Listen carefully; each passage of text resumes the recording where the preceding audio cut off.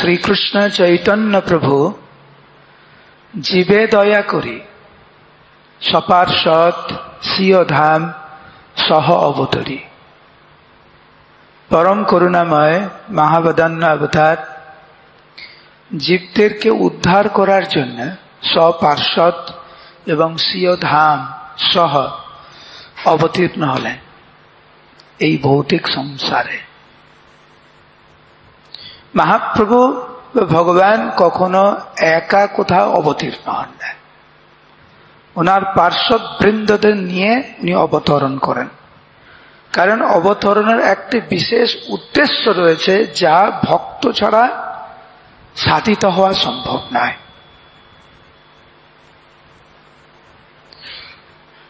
ভগবান আবির্ভূত হলেন কিন্তু ভক্ত আবির্ভূত হলেন না, তাহলে ভগবানকে পরিচিতি প্রদান কে করবে? চিনাবে কে? কৃষ্ণ নাম প্রচার করবে কে?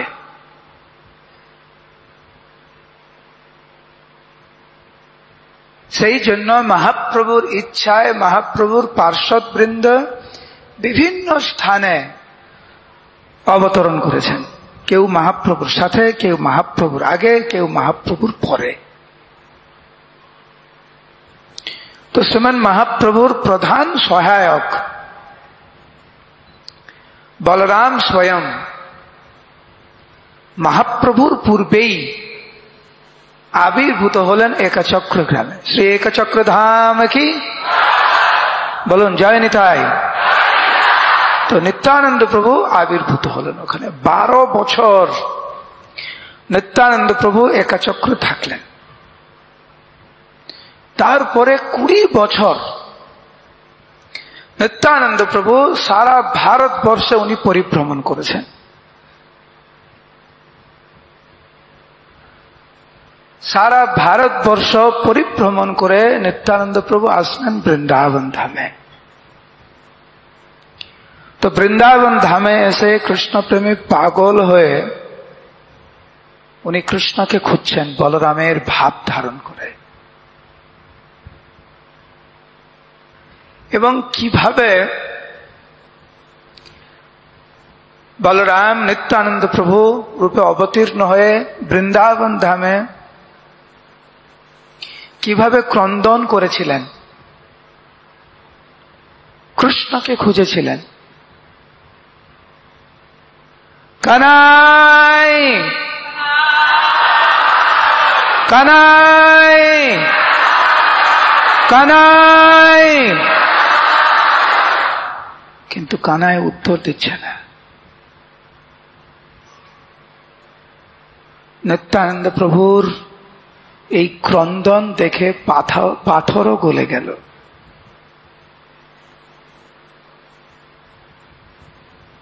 বিভিন্ন সখাদের ডাকছেন নিতাই। ব্রজবাসীগণ কিন্তু অনুভব করেছিলেন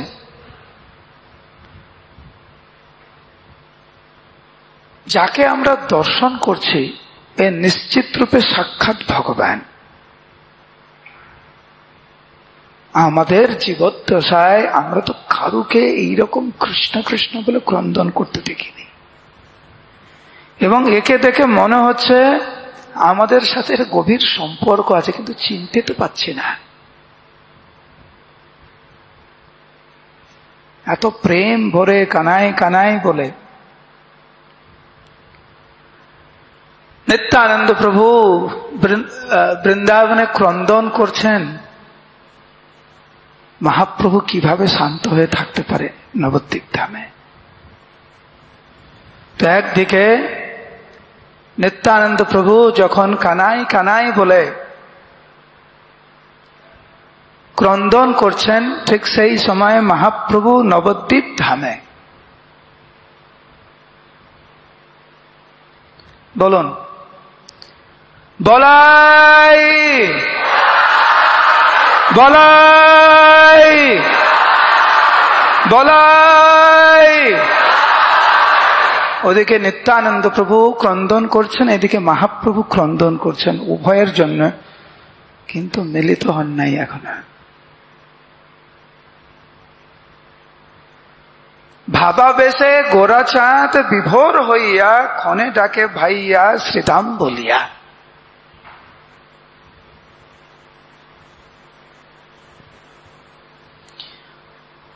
নিত্যানন্দ প্রভু উনি চিন্তা করছেন, আমার ছোট ভাই আমাকে ভুলে গেল, এ তো বৃন্দাবন ধাম। আমি যখনই আমার প্রাণ কানাইকে ডেকেছি তখনই আমার ছোট ভাই আমার সামনে উপস্থিত হয়েছে, কিন্তু এখন কেন আসছে না? তাহলে কি উনি অন্য লীলাতে ব্যস্ত? আচ্ছা, আমি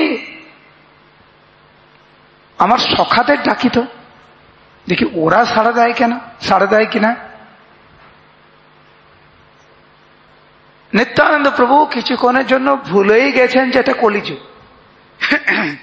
উনি ভাবছেন একটু দাপুর যুগ বৃন্দাবনে, আমি তো বৃন্দাবনে এসে আমার ভাই কোথায়?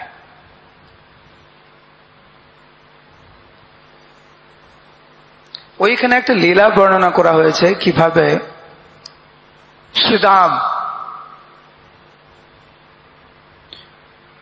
যখন কৃষ্ণকে দর্শন করতে পারলেন না, কৃষ্ণ তো চলে গেলেন মথুরাতে,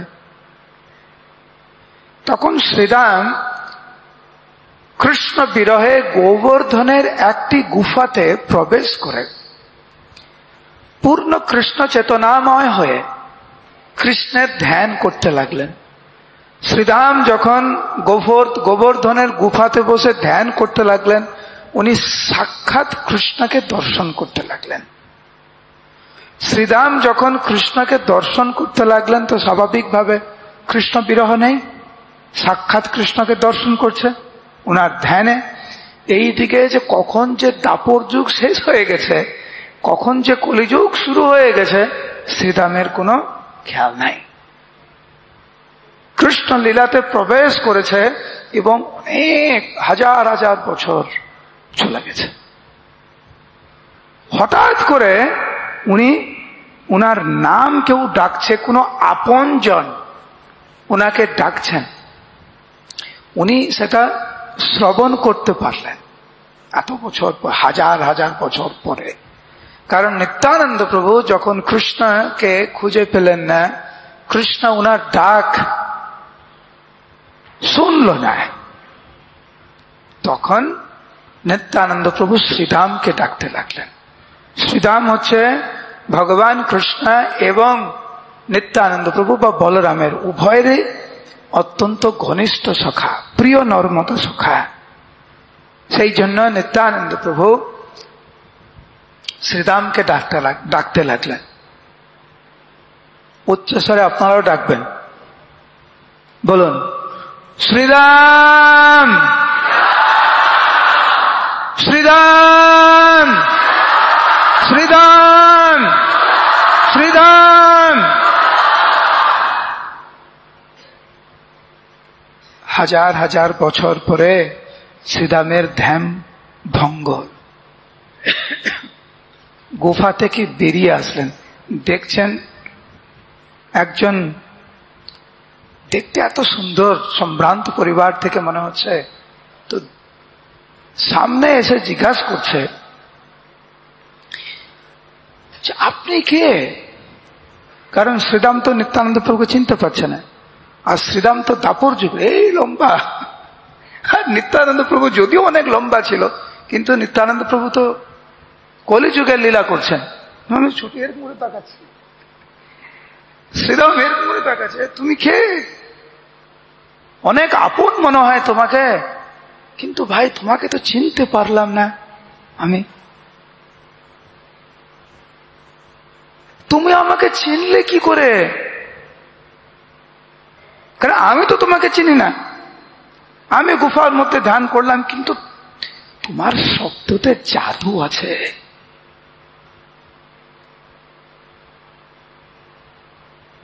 সেই জন্য তোমার এই শব্দ শুনে, আমার ডাক শুনে আমার ধ্যান ভঙ্গ হয়ে গেল। তুমি দয়া করে বলো তুমি সাধারণ কেউ নয়, নিশ্চিত রূপে। তো নিত্যানন্দ প্রভু তখন বলছে, শ্রীরাম আমাকে চিনতে পারছো না?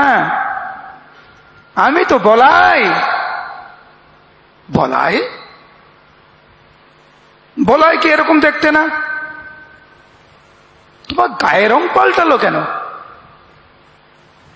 আর তোমার সিংহা কোথায়, তোমার চূড়া কোথায়? তুমি এরকম সন্ন্যাসের বেশ কেন?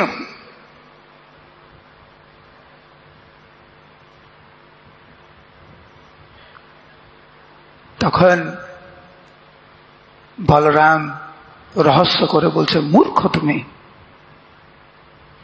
জানো না এটা এখন কলিযুগ? তুমি তো ধ্যানে মগ্ন, এটা তো কলিযুগ, আর আমি বলরাম।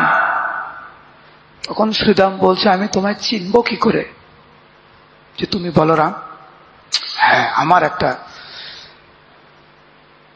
আইডিয়া আসছে একটা। শ্রীরাম বলছেন যে কৃষ্ণ লীলায় শুধু বলরাম আমার সাথে দৌড়ে পারত, আর কেউ পারত না। তো আমি দৌড়াচ্ছি, দেখি তুমি আমাকে ধরতে পারো কিনা। যদি আমাকে ধরতে পারো তাহলে বুঝবো তুমি বলরাম। এই বলে শ্রীরাম দৌড়াতে শুরু করেছে। একদম যত জোরে দ্রুত দৌড়াতে পারে দৌড়াচ্ছে, কিন্তু অল্প সময়ের মধ্যেই ধরে ফেলেছে নিত্যানন্দ প্রভু। যদিও নিত্যানন্দ প্রভু কলিযুগে লীলা করছেন, এই জন্য শরীরের আয়তন অনেক ছোট, আর হচ্ছে শ্রীরামের পা লম্বা লম্বা অনেক বড়, মুহূর্তের মধ্যে ধরে ফেলেছে। তখন নিত্যানন্দ প্রভু বলছে, কি এখনো সন্দেহ আছে? বলছে না। তাহলে কানাই কোথায়? শ্রীরাম বলছে, তুমি তো বলাই, তাহলে কানাই কোথায়? না, কানাই নদীয়াতে অবতীর্ণ হয়েছে, আমাকে তো এখনো ডাকে নাই। একটু অভিমান করে নিত্যানন্দ প্রভু বলতে লাগলেন শ্রীরামকে, আমাকে তো এখনো ডাকে নেই, নিজে নিজেই সব কীর্তনের রস আনন্দ অনুভব করছে, আমাকে এখানে ফেলে রেখে আমি শুধু ভাবছি কবে আমাকে ডাকবে। ও, তুমি এখানে কানাই নবদ্বীপে? তো এতক্ষণ ধরে শ্রীরাম এরকম করে কথা বলছে, আর নিত্যানন্দ এরকম করে কথা বলছে, লম্বা তো অনেক অনেক পার্থক্য। তখন নিত্যানন্দ প্রভু দুটো জায়গায় দুটো বর্ণনা নেয়। এক জায়গায় হচ্ছে নিত্যানন্দ প্রভু শ্রীরামের এইখানে হাত ধরে চেপে দিয়েছে, আর কোন কোন জায়গায় বর্ণনা আছে যে উনি তো হলধর, হল ধরে এইখানে রেখে টান দিয়েছে। উনি তো ভগবান, ভগবান চোখ দিয়েও খেতে পারে, চুল দিয়েও খেতে পারে, আমরা শুধু হাত আর মুখ দিয়ে খেতে পারি। অঙ্গানিয়স্য সকলেন্দ্রিয় বৃত্তিমান্তি পশ্যন্তি পান্তি কলয়ন্তি চিরম জগন্তি। ভগবানের আমাদের মধ্যে একটি অন্যতম পার্থক্য হচ্ছে, ভগবান উনার যে কোনো ইন্দ্রিয় দিয়ে যে কোনো কাজ করতে পারে, আমরা শুধু পা দিয়ে চলতে পারি। মাথা দিয়ে চলতে পারবেন? ভগবান পারে। আমরা শুধু দৃষ্টির মাধ্যম দিয়ে আমাদের পেট ভরবে না, কিন্তু ভগবান দৃষ্টির মাধ্যম দিয়ে সবকিছু গ্রহণ করতে পারে। তো হাত দিয়ে এরকম করে চাপ দিয়েছে, বা হল দিয়ে চাপ দিয়েছে, তো নিত্যানন্দ প্রভুর সমান সমান হয়েছে। তখন নিতাই বলছে, হ্যাঁ এখন তোমার সাথে ঠিক মতো কথা বলে যাচ্ছে। শ্রীরামের আর কোন সন্দেহ নেই, ইনি সাক্ষাৎ বলরাম স্বয়ং।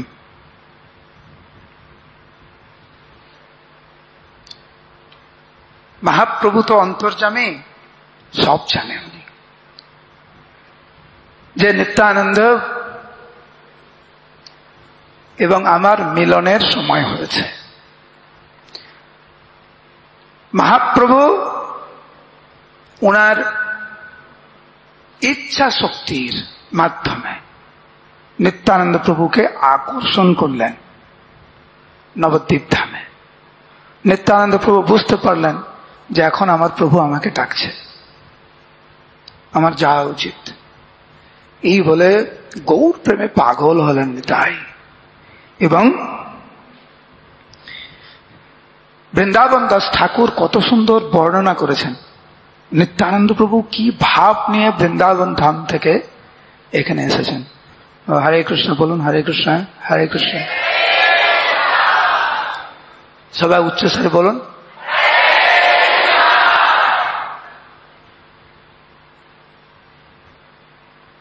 কেউ ঘুমাবে না। যারা যারা ঘুমাচ্ছে তারা বলুন হরে কৃষ্ণ। কমপক্ষে যারা যারা জেগে আছে তারা হরে কৃষ্ণ বলছে, যারা ঘুমাচ্ছে তারা তো ঘুমাচ্ছেই, কি করে বলবে। তো বৃন্দাবন দাস ঠাকুর খুব সুন্দর করে নিত্যানন্দ প্রভু কি ভাব নিয়ে নবদ্বীপে এসেছেন সেটা সোজা বাংলা শোনান। চলে নিতাই প্রেম ভরে, দিক টলমল করে, পদ ভরে অবনী লোটায়। পূর্ব জানে ব্রজধাম মধুমত্ত বলরাম, নানা দিক ঘুরিয়া খেলায়। আদো আদো কথা কয় ক্ষণে কাঁদে উচ্চরায়, মকর কুণ্ডল দোলে কানে। অঙ্গ হেলি দুলি চলে গৌর গৌর সদা বলে, দিবানিশি আন নাহি জানে। এইভাবে নিত্যানন্দ প্রভু গৌর প্রেমে পাগল হয়ে নবদ্বীপ ধামের দিকে উনি আসতে লাগলেন। এদিকে নিত্যানন্দ প্রভুর আগমন যখন একদম কাছাকাছি চলে এসেছে নবদ্বীপ ধামে, তার 2-3 দিন আগে শ্রীমান মহাপ্রভু সমস্ত ভক্তদেরকে উদ্দেশ্য বলেন, আরে ভাই, দিন 2-3 ভিতরে কোন মহাপুরুষ এক আসিবে হেথারে। নিত্যানন্দ প্রভুর আগমন ভবিষ্যৎবাণী মহাপ্রভু প্রকাশ করলেন সমস্ত ভক্তদের কাছে।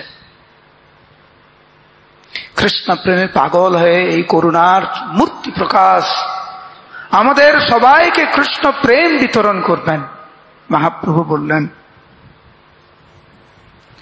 তার সুশীতল চরণ কমলের দ্বারা পৃথিবীর তাপ হরণ হবে।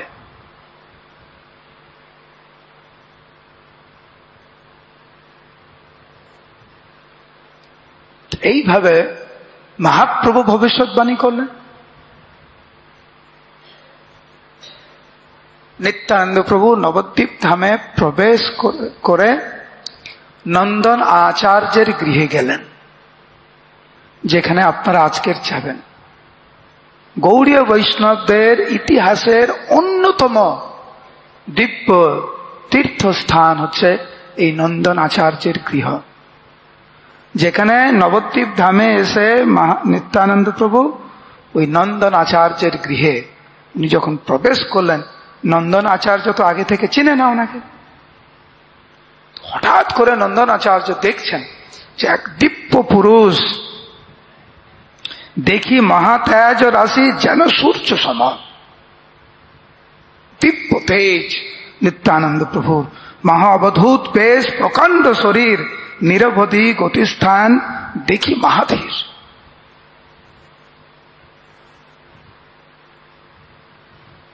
নিত্যানন্দ প্রভুর অপরূপ দর্শন করে উনি বুঝতে পারলেন যে ইনি একজন মহাপুরুষ। ওনাকে সেবা যত্ন করলেন, প্রসাদ পাওয়ালেন। তো নিত্যানন্দ প্রভু ওইখানে থাকলেন উনি। এদিকে মহাপ্রভু নিত্যানন্দ প্রভু যেদিনকার এসেছেন সেই দিনকার সকালবেলা সমস্ত ভক্তরা সমবেত হয়েছে মহাপ্রভুর সাথে। মহাপ্রভু উনি বলছেন যে কালকে রাত্রিবেলা আমি এক অদ্ভুত স্বপ্ন দেখেছি, যে এক দিব্য রথে একজন দিব্য পুরুষ আমার বাড়ির সামনে এসে আমাকে বারবার জিজ্ঞাসা করছে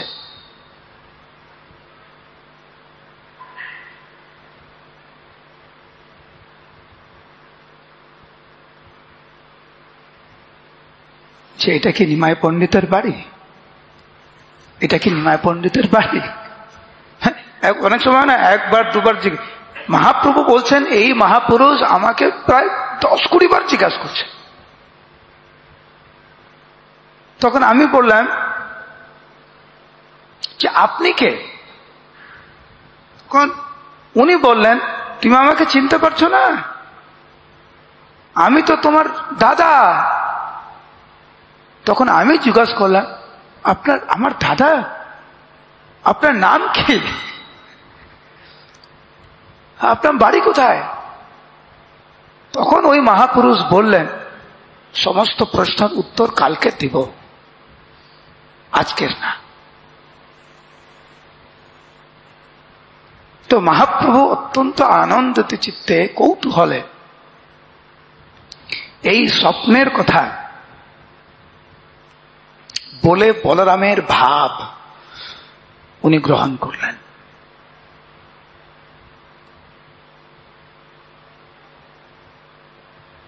বলরাম এক ধরনের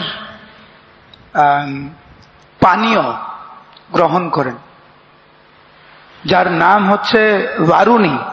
খেয়েছেন আপনারা কখনো? বারুণী খেয়েছেন? বলরাম জয়ন্তীতে বারুণী খাননি? তো বারুণী হচ্ছে অনেক মধু, অনেক মিষ্টি মিষ্টি দিয়ে তৈরি করে। আমাদের ওই গুরুকুলে বারুণী খাওয়ায় ঝোলনের শেষের দিনে। আমি খেয়েছি, অনেক মিষ্টি। ওটা নিত্যানন্দ প্রভু পান করেন। তো ওই ভাব নিয়ে মহাপ্রভু হুঙ্কার করে বলতে লাগলেন মদ নিয়ে আসো, মদ নিয়ে আসো। ওই বারুণী। আপনারা যখন ভাবছেন মদ মানে কি ভাবেন আপনারা? এই মদ না, মদ নিয়ে আসো, মদ নিয়ে আসো। ভক্তরা তো বুঝতে পেরেছে যে ভগবান কি বলছেন। তখন শ্রীবাস ঠাকুর বলছেন যে প্রভু, যে মদিরা চাহ তুমি সে তোমার ঠাই। যেটা তুমি চাইছ সেইটা তোমার কাছেই আছে, এবং তুমি যারে বিলাও সেই তারে পায়। তুমি যাকে দেবে কেবলমাত্র সেই পেতে পারে। মানে এইখানে মদ মানে অমৃত, মানে প্রেমের কথা বলছেন মহাপ্রভু। যাই হোক, এখন মহাপ্রভু এই বলরামের ভাব একটু সম্বরণ করে হরিদাস ঠাকুর এবং শ্রীবাস ঠাকুরকে দায়িত্ব দিলেন। আমার মনে হচ্ছে সেই মহাপুরুষ চলে এসেছে নবদ্বীপ ধামে। বলুন হরি বল, হরি বল, হরি বল, হরি বল, হরি বল, হরি বল। হে ভক্তগণ, তোমরা শোনো শোনো, যার জন্য আমরা এতদিন অপেক্ষা করছি সেই মহাপুরুষ চলে এসেছে আজকের। শ্রীবাস, হরিদাস, তোমরাই পারবে। সেই মহাপুরুষকে তোমরা খুঁজে দাও। গুরু দায়িত্ব পেলেন হরিদাস ঠাকুর, শ্রীবাস ঠাকুর। তো নবদ্বীপ ধামে তন্ন তন্ন করে অন্বেষণ করতে লাগলেন। প্রথমে কার বাড়ি গেলেন? আমাদের শ্রীবাস ঠাকুর এবং হরিদাস ঠাকুর সমস্ত বৈষ্ণবদের বাড়িতে গিয়েছেন। কেন? উনারা ভেবেছেন মহাপুরুষ নিশ্চিত রূপে বৈষ্ণবদের বাড়িতে গিয়েছেন। কিন্তু তন্ন তন্ন করে খুঁজলেন, কোথাও পেলেন না। আর মহাপ্রভুর ইচ্ছায় এই দুইজন সবার বাড়িতে গিয়েছে, কিন্তু নন্দন আচার্যের বাড়িতে যায়নি। ভগবানের ইচ্ছা সবার বাড়িতে গিয়েছে, ওনার বাড়িতে যায়নি, বৈষ্ণবদের বাড়িতে যায়নি। তখন নবদ্বীপে অনেক সন্ন্যাসী ছিল যারা বৈষ্ণব না, হয় না, মায়াবাদী সন্ন্যাসী, অন্য সম্প্রদায়ের সন্ন্যাসী, তখন তাদের বাড়িতে গিয়েছে। তো প্রথমে বৈষ্ণবদের বাড়ি, তারপরে সন্ন্যাসীদের বাড়ি, তারপরে সমস্ত গৃহস্থদের বাড়ি। এখন বৈষ্ণবদের বাড়িতে নেই, সন্ন্যাসের বাড়িতে নেই, গৃহস্থের বাড়িতে নেই, বাকি থাকলো পাষণ্ডিতের বাড়িতে। কখনো কখনো মহাপুরুষরা এরকম লীলা করে পাষণ্ডির বাড়িতে চলে যায়, ভাবছে পাষণ্ডিতের বাড়িতে আছে হয়তো। তো যারা যারা ওই সময় নবদ্বীপের পাষণ্ডী ছিল তার বাড়িতে গিয়ে খুঁজেছে, পায়নি। তারা মহাপ্রভুর কাছে এসেছেন নিরাশ হয়ে, যে প্রভু আপনি আমাদেরকে একটা সেবা দিলেন, তন্ন তন্ন করে খুঁজলাম, কোথাও পেলাম না। তখন মহাপ্রভু বললেন, তোমরা তো তাকে পাবে না। সে যতক্ষণ না নিজেকে প্রকাশ করছে, বা আমি যতক্ষণ না প্রকাশ করছি তাকে, তোমরা তো তাকে পাবে না, চলো আমার সাথে। সমস্ত ভক্তদেরকে নিয়ে মহা ধুমধামে সংকীর্তন করতে করতে মহাপ্রভু আসলেন চন্দ্রশেখর আচার্যের বাড়িতে। এবং মহাপ্রভু যখন নন্দনাচার্যের বাড়িতে প্রবেশ করলেন, নন্দনাচার্য এসে কিন্তু মহাপ্রভুকে আরাধনা করেছে, কিন্তু মহাপ্রভু অন্য কোথাও মন নেই আজকের। উনি তো এক বিশেষ উদ্দেশ্যে এসেছেন। উনি দেখছেন বসিয়া আছেন এক পুরুষ রতন, সবে দেখিলেন যেন কোটি সূর্য সম। মহাপ্রভু যখন আসলেন এবং দেখলেন এক দিব্য পুরুষ ধ্যানে মগ্ন, কিরকম জ্যোতি, কোটি সূর্য সমান।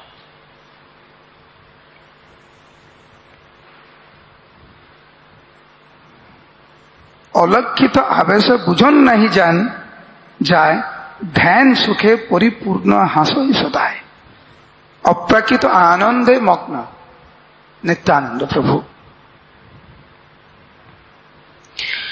নিত্যানন্দ প্রভু চোখ খুলেছে, মহাপ্রভুকে দর্শন করছে। মহাপ্রভু নিত্যানন্দ প্রভুকে কেবলমাত্র দর্শন করছে, দুইজনকে দর্শন করছে এবং দর্শনের মাধ্যম দিয়ে অপ্রাকৃত আনন্দ অনুভব করছে, আলিঙ্গন করছে দর্শনের মাধ্যম দিয়ে। কিন্তু কেউ কিছু কারুকে কিছু বলতে পারছে না, দুইজনে স্তম্ভিত হয়ে গেছে, দুইজনে প্রেমে আপ্লুত, সেই জন্য কিচ্ছু বলতে পারছে না। এবং নিত্যানন্দ প্রভু বুঝতে পারলেন যে আমার আরাধ্য ভগবান সাক্ষাৎ আমার সামনে, এবং কৃষ্ণও ভাবছেন যে আমার প্রভু আমার সামনে, কিন্তু কেউ কিচ্ছু বলতে পারছে না। তখন শ্রীমৎ মহাপ্রভু শ্রীবাস ঠাকুরকে বললেন, শ্রীমৎ ভাগবত থেকে তুই কিছু শ্লোক পাঠ করার জন্য, যাতে ভক্তরা নিত্যানন্দ প্রভুর প্রেমের মহিমা বুঝতে পারেন। বলুন হরে কৃষ্ণ। দুই হাত তুলে বলুন হরে কৃষ্ণ। আরো যাবে উপরে, উপরে উপরে উপরে উপরে উপরে, আরো উপরে বলুন গৌরাঙ্গ। উচ্চস্বরে বলুন গৌরাঙ্গ গৌরাঙ্গ গৌরাঙ্গ নিত্যানন্দ নিত্যানন্দ নিত্যানন্দ। মহাপ্রভুর আদেশ পেয়ে শ্রীবাস ঠাকুর ভাগবত থেকে শ্লোক পাঠ করতে লাগলেন। এই বৈহ পীড়ম নটবরূপম কর্ণয় কর্মিকারম, মানে এই শ্লোকটি হচ্ছে কৃষ্ণের রূপ মাধুরীর বর্ণনা। শ্রীবাস ঠাকুরের শ্রীমুখে ভাগবতের এই পাঠ শ্রবণ করে নিত্যানন্দ প্রভু কৃষ্ণ প্রেমে পাগল হয়ে গেলেন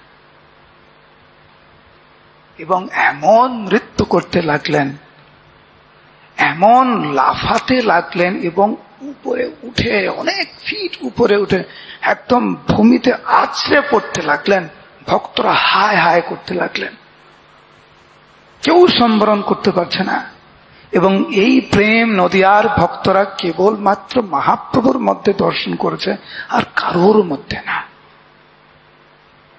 ভক্তরা বুঝতে পারলেন এ তো সাক্ষাৎ বলরাম। কেউ নিত্যানন্দ প্রভুকে সম্বরণ করতে পারছে না, কেবলমাত্র মহাপ্রভু সম্বরণ করতে পারছে।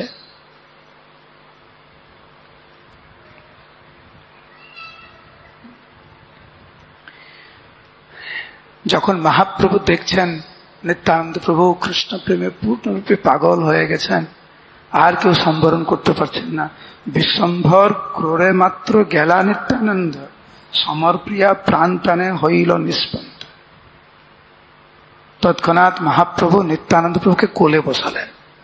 আর মহাপ্রভু যখন নিত্যানন্দ প্রভুকে কোলে বসালেন, তখন নিত্যানন্দ প্রভু মহাপ্রভুর স্পর্শ পেয়ে, আশ্রয় পেয়ে পুরো একদম শান্ত হয়ে গেলেন। আর গদাধর পণ্ডিত তখন হাসতে লাগলেন। কেন হাসতে লাগলেন? কারণ সব সময় ভগবান অনন্ত শেষের উপরে শায়িত হন। বলরামের প্রকাশ অনন্ত শেষ, অনন্ত শেষের উপরে ভগবান শায়িত হন। আজকের হয়ে গেছে উল্টো, সব সময় নিত্যানন্দ প্রভুর কোলে ভগবান থাকেন, আজকের মহাপ্রভুর কোলে নিতাই। সেই জন্য বিপরীত দেখি মনে হাসে গদাধর।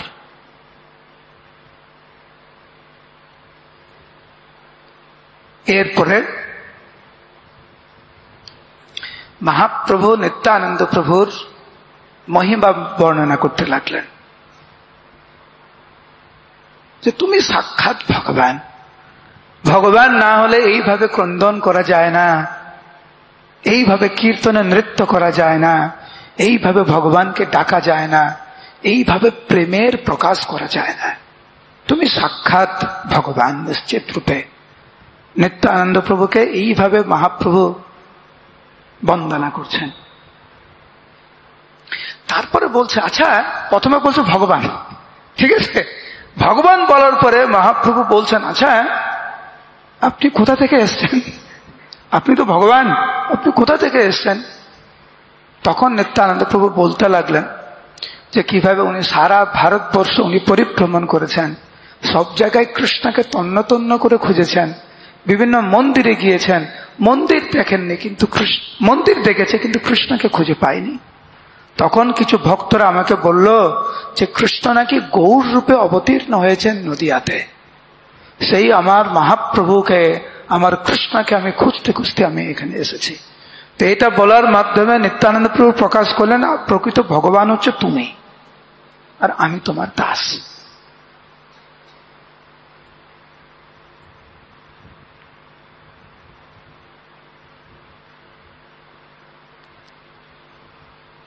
নিত্যানন্দ প্রভু এবং মহাপ্রভু উভয়ের প্রকৃত স্বরূপ ভক্তদের কাছে প্রকাশ করলেন।